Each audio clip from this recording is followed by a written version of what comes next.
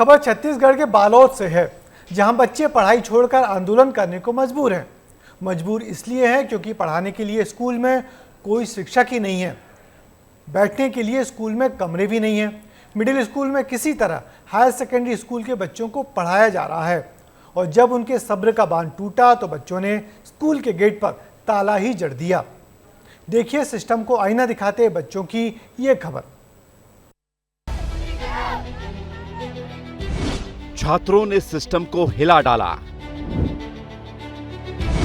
मांग पूरी नहीं हुई तो फिर स्कूल में ही जड़ दिया ताला।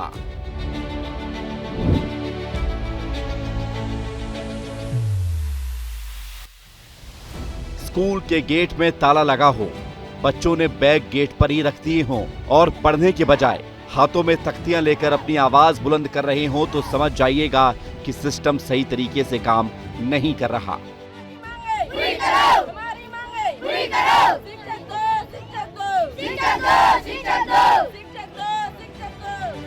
पढ़ाई छोड़कर नारेबाजी करते ये छात्र हैं बालोद जिले के पीपरछेड़ी हायर सेकेंडरी स्कूल के। शिक्षकों और स्कूल भवन की कमी से नाराज ये छात्र प्रशासन के खिलाफ लामबंद हो गए और स्कूल में ताला जड़ दिया।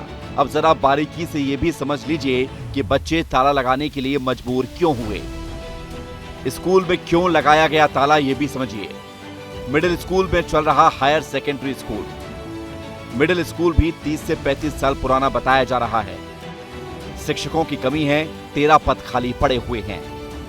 स्कूल में शौचालय और बाकी सुविधाएं नहीं हैं। बच्चों के बैठने के लिए भी कमरे नहीं हैं। लाइब्रेरी, लैब में क्लास लगानी पड़ती है। बच्चों की पढ़ाई पर भी इसका असर हो रहा है।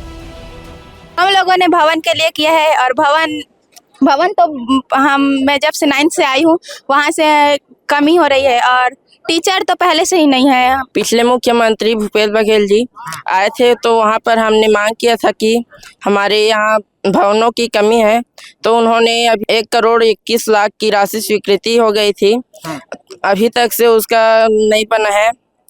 इसके लिए हमने स्कूल में तालाबंदी की है। अभी हमारे स्कूल में बहुत सारा चीज की समस्या हो गई है। भवन, हम लोग मिडिल विभाग के भवन में बैठते हैं। 1,21,00,000 रुपए स्वीकृति पास हुई थी, लेकिन टेंडर भी पास हो गया था, लेकिन अभी तक इसका कोई अता पता नहीं है।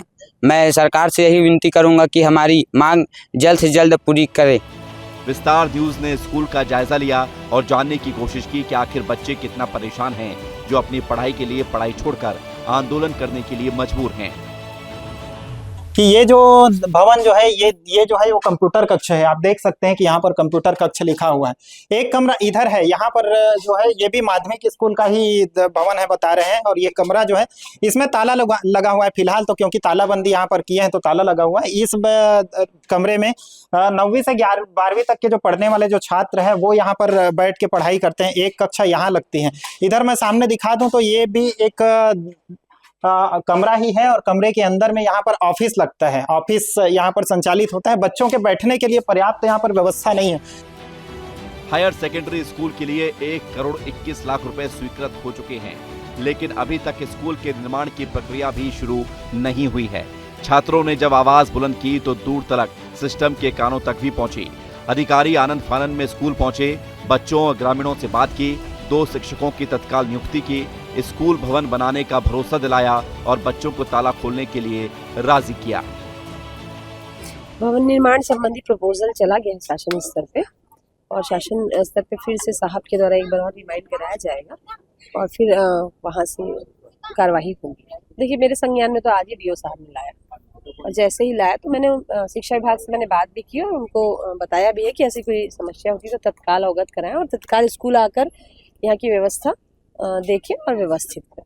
भवन ऑलरेडी यहाँ पर सैंक्शनड है और चूँकि शासन से अभी वित्त विभाग से जैसे मेरी PWD साहब से बात हो रही थी तो अभी प्रक्रियाधीन है और जैसे ही वहाँ से ओके होगा वित्त विभाग से तदनुसार जो है कार्रवाई आगे। फिलहाल थोड़ी राहत मिली है, लेकिन ये समाधान नहीं है, क्योंकि जब तक भवन की व्यवस्था नहीं होगी पढ़ाई भी बेहतर ढंग से नहीं हो पाएगी। 13 शिक्षकों की कमी भी 2-3 शिक्षकों से पूरी नहीं होगी।